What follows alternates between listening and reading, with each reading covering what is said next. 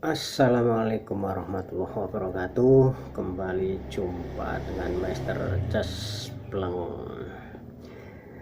Ya, masih bicara ngalor itu tipis-tipis terkait dengan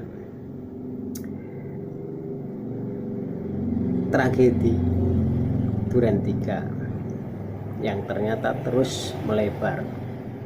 Walaupun kasus kriminalnya, pidananya sudah begitu terang benderang, namun kasus Duren 3 ini memiliki ekses yang begitu luar biasa. Kalau kita melihat dari rapat dengar pendapat antara pihak Komisi 3 dengan Kapolri, ada beberapa session yang layak untuk kita perhatikan. Memang secara umum pertanyaan-pertanyaan yang dilontarkan oleh anggota Komisi 3 cukup standar dan cukup lembut. Namun ada pertanyaan-pertanyaan yang mendasar yang agak mencubit, dan seharusnya cubitan tersebut menyadarkan bapak-bapak yang sedang rapat dengar pendapat pada saat itu, dan juga bapak-bapak di lain lembaga pemerintahan yang lain, agar segera sadar bahwa di balik kasus tragedi pembunuhan di rumah dinas Kadif Propam Verdi Sambo ternyata banyak mengurai benang putih. Jadi tidak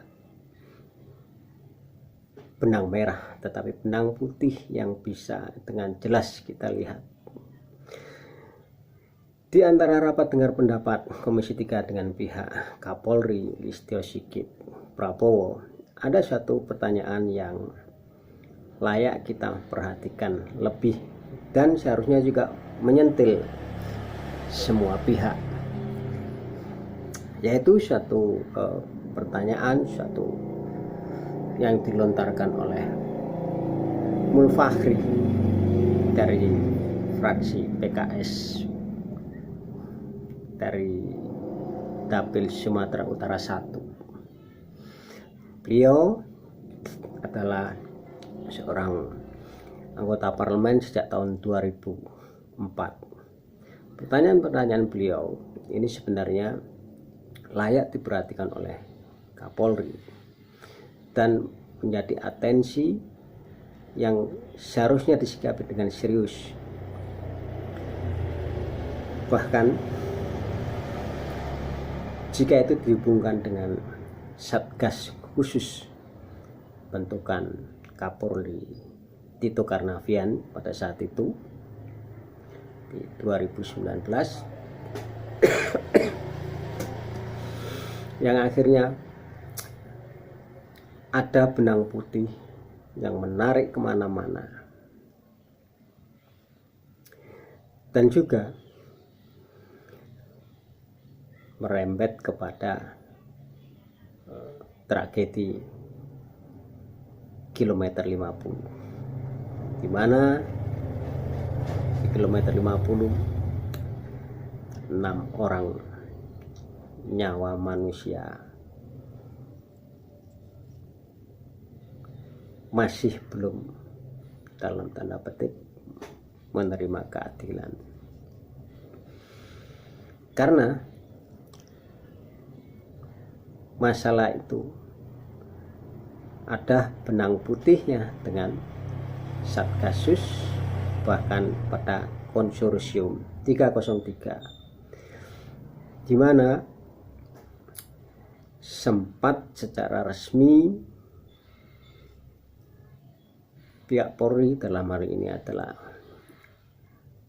Humas Mabes Polri, menyatakan bahwa tidak ada banker dan tidak ada uang tunai yang ditemukan. Namun fakta ada benang putih terkait itu. Sebab di sisi lain ada seorang bernama Alvin Lim, seorang pendiri LQ Indonesia Law Firma.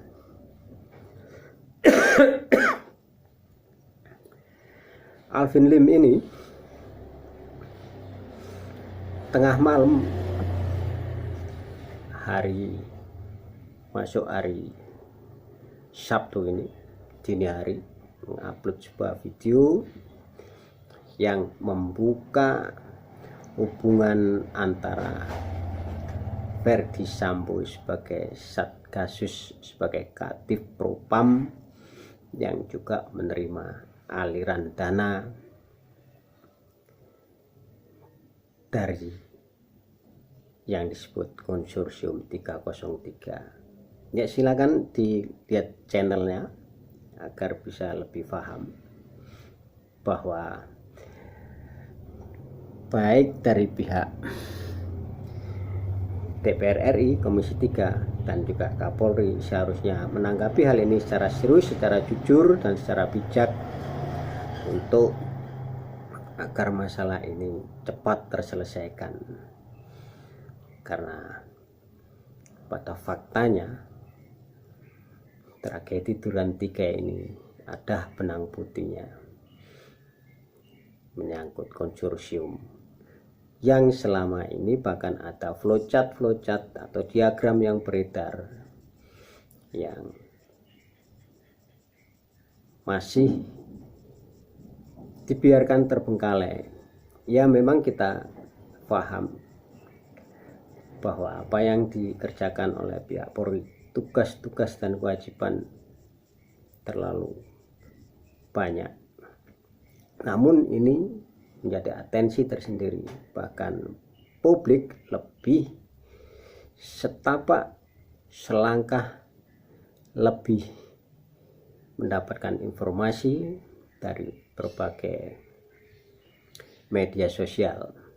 Era media sosial memang jika digunakan untuk kegiatan positif akan mendapatkan suatu hasil yang positif pula. Ya, mudah-mudahan ini menjadi hikmah bagi kita semua, terutama bagi pihak lembaga-lembaga yang seharusnya dan sewajarnya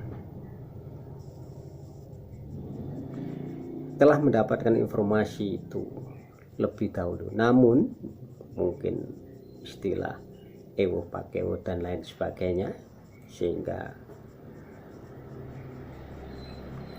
tidak secara transparan membuka kepada publik. Selain itu, kasus tragedi Duren 3 ini juga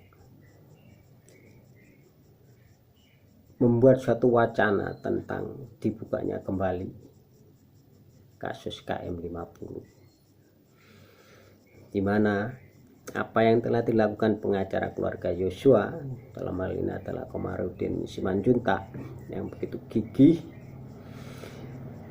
untuk mendapatkan kebenaran, walau kebenaran itu terus mendapatkan satu rintangan, namun begitu gigih dan sampai pada ekshumasi atau otopsi yang kedua, merasa masih ada yang ditutup-tutupi. Tetapi syukur bahwa pengacara ini tetap gigih untuk mendapatkan keadilan atas kliennya.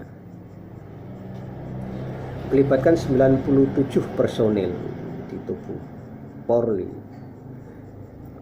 tentu bukan sesuatu yang bisa dianggap remeh, dan ini harus ditindaklanjuti secara serius, secara tegas oleh pihak Kapolri dan juga termasuk pihak Komisi 3 sebagai mitra daripada Polri. Di sisi lain, terkait dengan konsorsium ini, seorang advokat Alvin Lim juga membuka seterang-terangnya tentang adanya pungutan dan juga laku-laku culas dari oknum-oknum di Polda Metro Jaya hingga ke tingkat yang lebih tinggi. Jadi hal ini seharusnya dijadikan sebagai suatu pijakan, suatu dasar, suatu niat yang tulus dari pihak Kapolri dan juga pihak-pihak termasuk Menko Polhukam sebagai Ketua Kompolnas Bapak Profesor Dr. Mahfud MD, agar masalah ini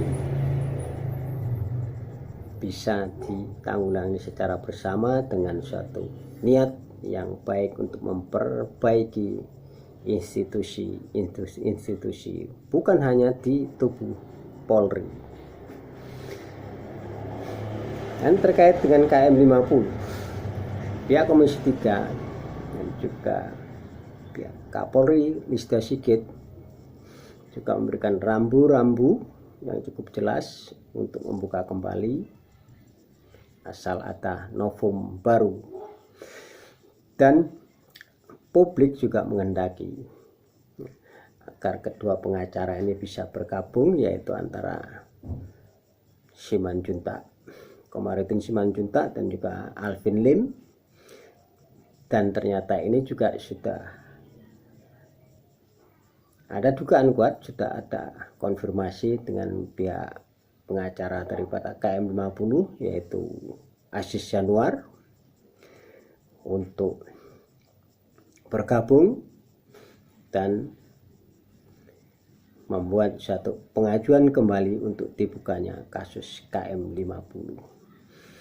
Tentu ini adalah sesuatu bagi Master Justice Penghindar, suatu mukjizat di mana kasus KM 50 yang demikian sangat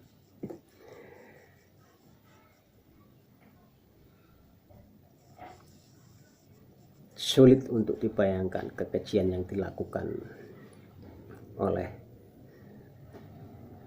para yang pernah tersangkakan, tetapi ternyata bebas begitu saja dan tanpa mengalami suatu penahanan sehari pun. Sisi lain, jika kasus KM 50 pro kontra antara masyarakat terjadi begitu kuat, namun tentu saja hal itu juga bukan tanpa suatu alasan, sebab memang ada yang bisa kita sebut sebagai intelijen hitam dalam tanda petik yang melakukan suatu operasi masyarakat untuk menggalang apa yang menjadi tujuan tentang penuntutan keadilan terkait korban KM 50. Hal ini tentu saja membuat satu terobosan baru, di mana ketika korban KM 50 yang semuanya muslim, tetapi ada harapan untuk turunnya pengacara semacam Komarudin Simanjuntak dan juga Alvin Lim untuk memberikan bantuan hukum. Kita tahu dua pengacara tersebut adalah non-muslim, namun di dalam pernyataannya Alvin Lim juga menyatakan bahwa mereka bertindak bukan atas dasar ras, bukan atas dasar agama, namun berdasarkan keadilan dan kemanusiaan.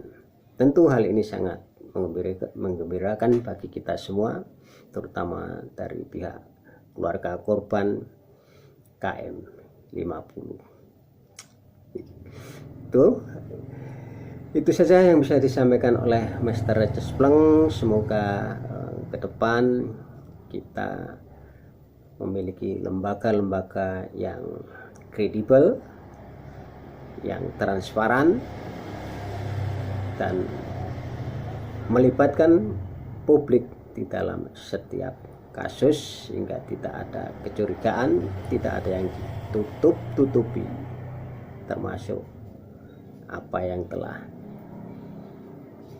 dilakukan selama ini. Bahkan ini akan terus menjalar dan tetap memanas jika tidak ada tindakan-tindakan yang bijak daripada pihak Polri terkait konsorsium 303. Oke, selamat beraktivitas. Billahi taufiq wal hidayah. Tetap jadikan Pancasila sebagai dasar, sebagai falsafah bangsa Indonesia, sebab Pancasila merupakan khilafah rasa Nusantara. Tetap jadikan 0% sebagai pijakan di dalam melakukan pesta demokrasi 2024.